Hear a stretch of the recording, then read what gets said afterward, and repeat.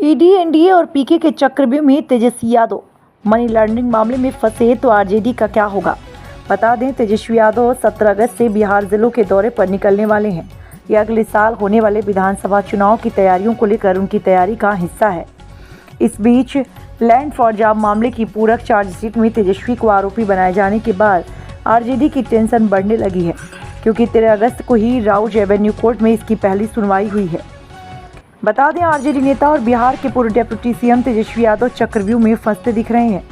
सियासी घेरेबंदी के अलावा लैंड फॉर जॉब स्कैम में दाखिल सीबीआई की पूरक चार्जशीट तेजस्वी की गले की फांस बन गई। तेजस्वी यादव 17 अगस्त से बिहार के जिलों के दौरे पर निकलने की घोषणा कर चुके हैं। इसकी तैयारी भी आरजेडी में चल रही है। पार्टी जिलाध्यक्षों की बैठकों में यात्रा के बारे में बताया समझाया जा रहा है। लोकसभा चुनाव में हुई चूकों से बचने की सलाह दी जा रही है। आरजेडी की चिंता लोकसभा चुनाव के नतीजों के बाद बढ़ गई है। मजबूत गठबंधन और आरजेडी के बड़े जनाधार के बावजूद 23 में से सिर्फ 4 सीटों पर ही पार्टी प्रत्याशी की जीत से चिंता स्वाभाविक है। आरजेडी की चिंता जनसुराज के संस्थापक प्रशांत किशोर ने भी बढ़ा दी है। प्रशांत के निशाने पर सबसे अधिक तेजस्वी ही दिख रहे हैं। उनकी रणनीति जो अब तक सामने आई है, उससे आरजेडी के आधार वोट बैंक में बिखराव के खतरे बढ़ गए हैं। जेडीयू और भाजपा तो आरजेडी के पुराने दुश्मन ही रहे। जमीन के बदले नौकरी लैंड फॉर जॉब मामले में प्रवर्तन निदेशालय ने जो पूरक चार्जशीट दाखिल किया, उसमें तेजस्वी यादव का भी नाम है। ईडी ने उन पर मनी लॉन्ड्रिंग का मामला कायम किया है। चार्जशीट में तेजस्वी यादव के अलावा उनके पिता लालू प्रसाद यादव समेत 11 लोग आरोपी बनाए गए हैं। मामले की अगली सुनवाई 13 अगस्त को होगी। तेजस्वी यादव इसे अपने परिवार के खिलाफ केंद्रीय एजेंसी की रूटीन कार्रवाई बता रहे हैं, लेकिन उन्हें इस मामले की गिरफ्तारी का भय भी सता रहा है। इस मामले की 2 केंद्रीय एजेंसियां सीबीआई और ईडी जांच कर रही है। शराब घोटाले में जिस तरह अरविंद केजरीवाल की गिरफ्तारी हुई और उनकी जेल यात्रा लंबी होती जा रही है, उससे तेजस्वी यादव भी भीतर से डरे हुए हैं। वहीं जनसुराज के संस्थापक प्रशांत किशोर ने बिहार की सियासत में जिस तरह का भूचाल खड़ा किया, उसकी आहट अब स्पष्ट सभी राजनीतिक दल महसूस कर रहे हैं। सबसे अधिक चिंता आरजेडी कैंप में ही है, इसलिए कि उनके निशाने पर सबसे अधिक तेजस्वी यादव ही दिखते हैं।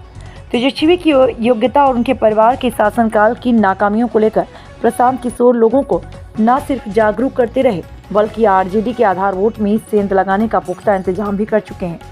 आरजेडी मुसलमानों को अपना आधार वोट मानता है। आरजेडी के एमवाई समीकरण का एक घटक मुसलमान ही है। प्रशांत ने रणनीतिक ढंग से मुसलमानों को अगले साल होने वाले विधानसभा चुनाव में 75 सीटें देने का ऐलान कर आरजेडी नेताओं की नींद उड़ा दी है। इतना ही नहीं, प्रशांत किशोर से जनसुराज में जिस तरह से आरजेडी के नेता जुड़ने लगे, वह भी पार्टी के लिए चिंता का विषय है। पार्टी के प्रदेश अध्यक्ष जगदानंद सिंह की चेतावनी को दरकिनार कर आरजेडी के नेता जनसुराज से जुड़ रहे हैं। आरजेडी ने इस आरोप में अपने कई नेताओं को पार्टी से निकाला भी है। प्रशांत की सभाओं में जुटती भीड़ से आरजेडी भारी टेंशन में है।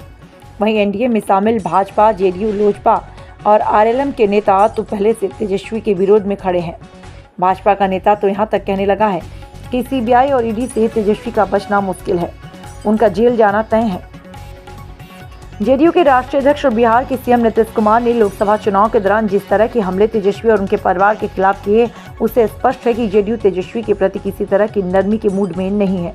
तेजस्वी और उनके पिता लालू यादव को अब भी उम्मीद है कि नीतीश कुमार विपक्षी इंडिया ब्लॉक के साथ आ जाएंगे। कभी खुले तौर पर आरजेडी की ओर से नीतीश को इसका आमंत्रण मिलता था, तो कभी आरजेडी नेताओं को एनडीए ने उनके ऊपर कर वापस इंडिया ब्लॉक में लौटाने की उम्मीद दिखती है। पर मौजूदा स्थिति में असंभव नहीं दिखता, क्योंकि भाजपा ने अगला चुनाव नीतीश के नेतृत्व में ही लड़ने का ऐलान करके उनके मन की मुराद पूरी कर दी। संसद में भी जेडीयू और भाजपा की युगलबंदी देखकर आरजेडी को जरूर निराशा हुई होगी। इस तरह तेजस्वी यादव अब चक्रव्यूह में उलझे दिख रहे हैं।